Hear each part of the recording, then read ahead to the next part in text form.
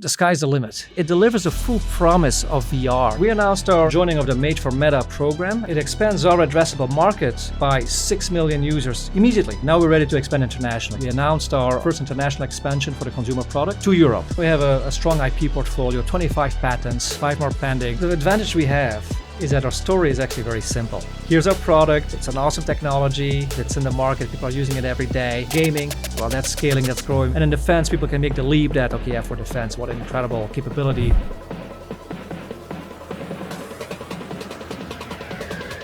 Welcome to The Upside with Lou Bassanese, where we bring you the companies, people, and technologies with the most upside potential in the public markets. And I'm happy to have one of our first return guests, Jan Gutgalik of Virtuix. Welcome back, Jan. Thanks for having me again, Lou. Man, since you've been here the first time, I got to say, you've probably had the most news announcements that we've ever seen at a company in a short period of time. But before we get to the Meta partnership and your quarterly reports and expansion into international markets, I wanted for people that aren't familiar with Virtuix, for you to just tell us what in 30 seconds to 60 seconds, what's the company all about? What's the uniqueness of your technology? Yeah, our core technology is the Omni. It's an omnidirectional treadmill that lets you walk and run around in 360 degrees inside video games or other virtual worlds. So you're not just sitting down or pushing a button while standing up, you're physically moving around inside VR.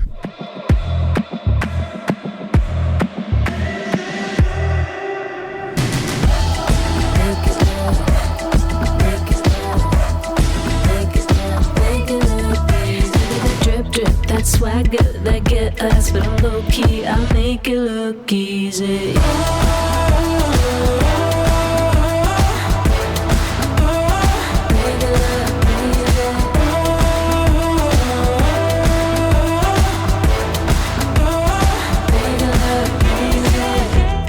No hesitation, I'm on the move. My motivation, I got nothing to prove.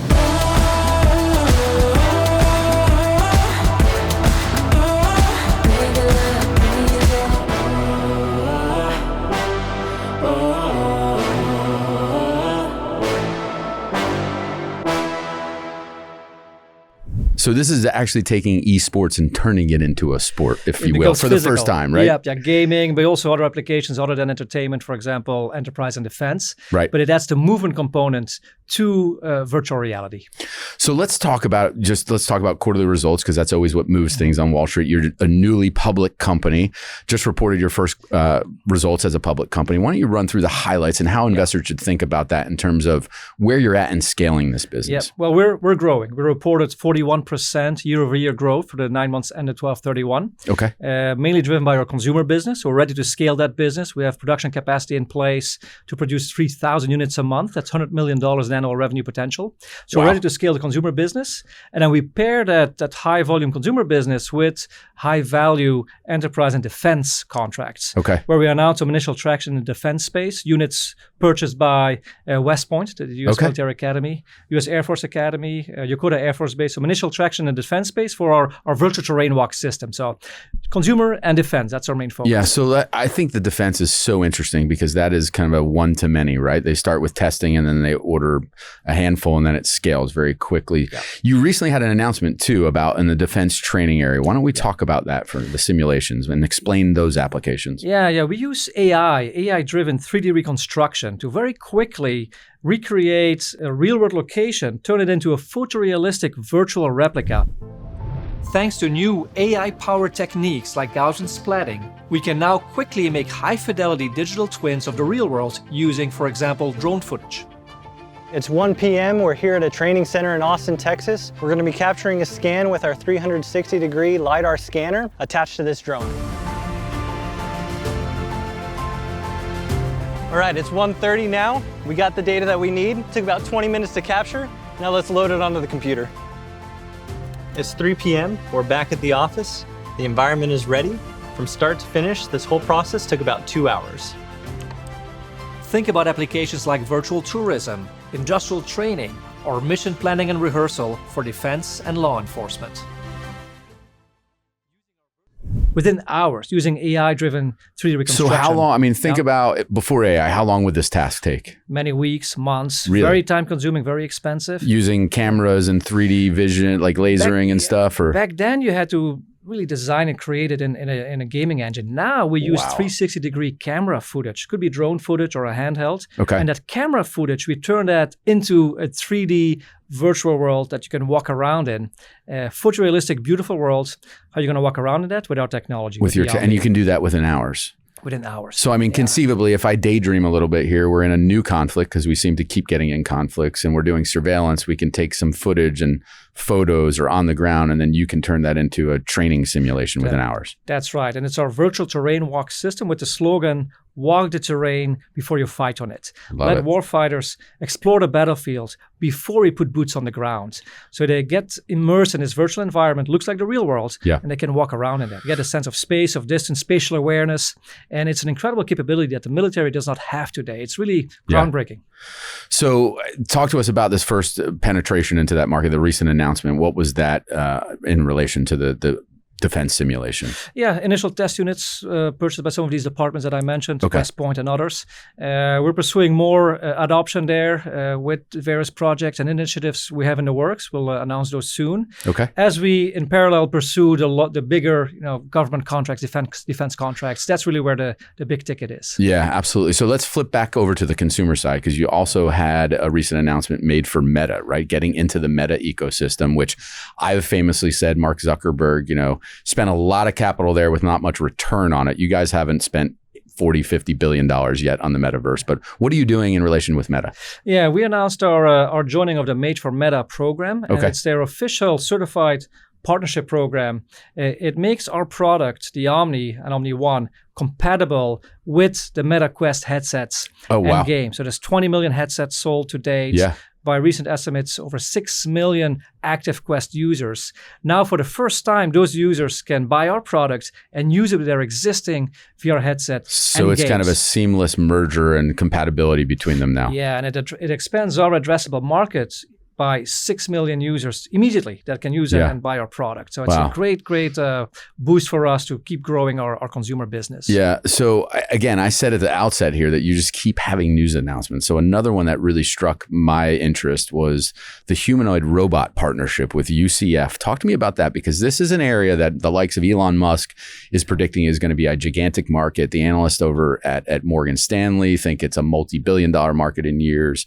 What are you doing to penetrate that, and how is this technology being used in relation to it? Yeah, a challenge there is how are you going to teleoperate a robot, steer a robot? If you're sitting down and using a controller, you lose the sense of the orientation of the robot. Maybe you can see what the robot is seeing, but how is he turned? So with our device, the omnidirectional treadmill, what we showed was a user on that treadmill steering, driving the robot in real time, seeing what the robot is seeing on screens around him, and then walking. This kind of application has quite a future because there is quite a lot of avenues on which this application can go. We have a human operator in the immersive space behind me. We are capturing the motions that the person is doing, and that is being mapped in real time to a remotely located humanoid robot instrumented with a variety of sensors that then is what is being displayed in the immersive environment. So the human feels that it is where the robot is at. Having a treadmill is essential because you need to be able to move through the remote location. The treadmill is what allows us to provide that virtual mobility.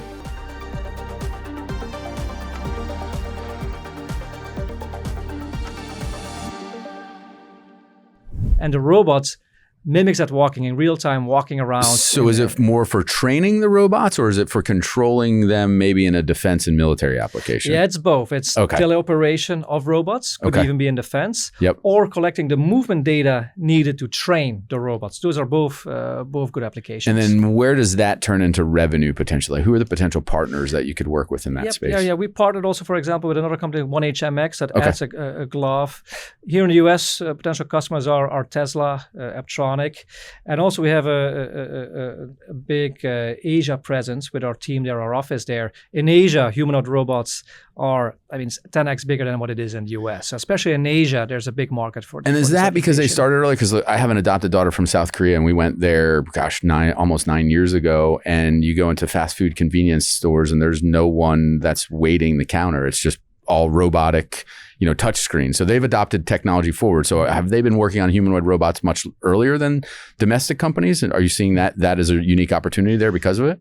I think there's two reasons. One, the Chinese specifically are masters at creating hardware very quickly, very much faster than the US. There's so much, they operate at such a higher speed. It's remarkable. Second, when the Chinese government wants an industry to become the industry, they put a lot of money into it. So that's accelerated there. Accelerated the development. Much faster than what we've seen in the US. How do you see that fitting into the mix, right? You talk about a consumer application, defense applications. Is this kind of in the middle as it's a very nascent trend? Yeah, it's our enterprise segment. Okay. Our main focus is consumer and defense. Those are the big buckets. But we have a lot of enterprise demand as well. Humanoid robots is one. Also what I mentioned about the AI technique to create these virtual worlds. You can think about industrial training, safety training, where now we can very quickly create a digital replica of a plant, of a warehouse. And so no more of those old school fire drills. You can actually have people go through simulations of how to exit and know where they need to go That's right. in case of a disaster. Right. We keep touching on kind of international markets, right? Talk to me about the latest press release very shortly after going public about expanding into Europe. So just moving from just the US, and then what does that mean in terms of potential sales? Yeah. We've always been mostly focused on the US first, with the intent to let's focus on our home market, work out the kinks, get growing, get scaling. Now we're ready to expand internationally. So we announced our first international expansion for the consumer product to Europe, UK, Germany, France, all the EU markets. And so first units are on the way, and those will start shipping in April. Oh, that's great. So how do you handle the logistics of a multinational business at this early of a stage? I mean, we're talking about kind of the initial scale up. That seems like it could add a lot of headcount. How are you managing that efficiently? Yeah, not bad. In Europe, we have our long-standing partner, Unbound XR, which is Europe's kind of largest online retailer of XR equipment. So we've been working with them for a long time. We've always had a presence on the enterprise space in Europe and internationally. So adding the consumer business there, it's still a D2C, direct-to-consumer business, but in Europe through Unbound. So it doesn't add too much overhead for us. It's really just a copy of what we've already been doing in the US, now doing it in Europe. And then just expands the potential market for you and very quickly. Let's talk about catalysts that are on the near-term horizon. We've kind of touched upon it. Like, what are the next steps with the Made for Meta partnership? What are some other catalysts that new people to the name should be looking at as validation of you executing against the plan? Yeah, the big two catalysts are on the consumer side, keep growing that business, keep scaling that business. And there, the Meta Quest compatibility is going to be a big driver. We're going to announce in the near future, specific product updates and timeline for compatibility, but that's moving forward at a rapid speed, and that is really a big driver for our growth on the consumer side. Okay. And then on the defense side, continued adoption of our systems for defense, new partnerships there, new collaborations, and ultimately the bigger contracts. So the consumer sales traction we can see quarter over quarter because that should scale in a more linear fashion. How do you think about the government contracts as an investor? Is that something that's lumpy? It's maybe a 6-month or a 12-month or 18-month sales cycle. I mean, what does that potentially look like? I know you can't say specifically for sure. Yeah, but what we're doing there is three different avenues. One is just general units that get adopted for specific projects or initiatives, as I mentioned, for example, West Point, where we keep driving adoption. Those we can keep doing and announce as we announce those initiatives and projects. But then the bigger projects, the bigger contracts, one is the key there is to get written up as a requirement in an RFP, in a contract that then we can get awarded. That's a longer cycle. That's going to take time. In the meantime, another thing we're doing is partnering with potential other companies that have a contract already and that can bolt on our capability that can pull you into it. And that will result in revenues faster. So those three routes, the individual kind of units, collaborations, the big standalone contracts, that's the big tickets. And also in parallel, partnerships with companies that have a contract already. Yeah, I work in the oil and gas industry now, as my day job, but I've always been tethered to tech. So I've been big on IP and patent protection as defending your moat. Talk to me about how you protect this unique technology, because you have an interesting origin story. You were a banker too, like me, a long time ago, but you had a great idea 16 years ago for this originally? 13 years ago. 13 years ago? Yeah. How did you protect this idea for that long? And how do you keep protecting the technology as you move forward? Yeah, two different things. One, we have a strong IP portfolio, 25 patents, Okay. 5 more pending. But the core idea of how we, or initially I left my banking job to do this, Yeah. this crazy idea of how to make an omnidirectional treadmill that is affordable and compact using a low friction base with low friction overshoes. That's our concept. Anyone copying that concept, they're going to infringe on our patents.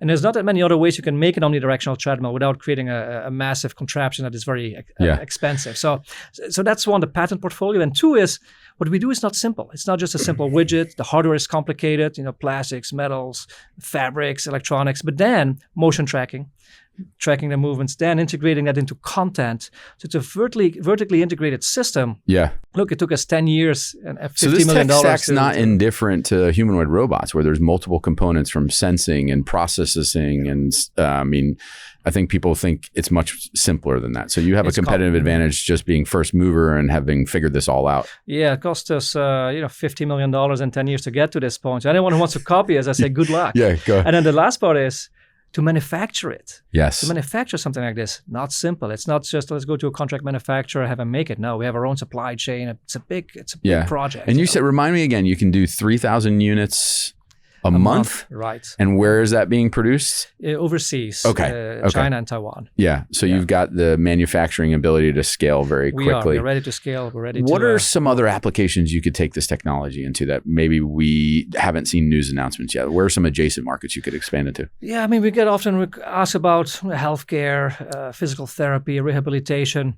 Yeah. I have to say, for us as a company, it's important we stay focused. So we try to stay disciplined with our consumer business on the gaming side, with fitness benefits, and then defense is a big focus.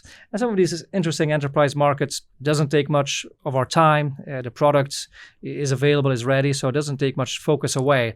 But really, gaming and defense, that's our big strategy. Yeah, that's key. Remind me again, what's the footprint? Is it 4 square feet of this? About 4 or 5 square feet. Yeah, so it's compact. It's compact and actually collapsible and slide it under the bed like some of these old fitness things we've seen, or what's really... Thinking realistically is for consumers that are watching here, because I know we have someone in the studio here that's a big video gamer as well that was like, we got to test one of these things. So next time you have to bring it in. We'll make it happen. But you're right. You can think about it that way. You can lift it up, roll it. It has wheels, so you can roll it around. You put it together in just minutes. No tools needed. Very quick to assemble. So very, it's a user friendly. Yeah, I love it. What do you think? You've newly public company, you've started having the meetings with institutional investors, doing the marketing. What's the one thing that you think investors this early in the stage are missing about the story that they really need to know and understand, or will come into focus in time? I think the advantage we have is that our story is actually very simple compared to AI companies, data companies, biomedical companies. Yeah. Here's our product. It's an awesome technology. People can try it, test it. It's in the market. People are using it every day. Yeah. So people can see it.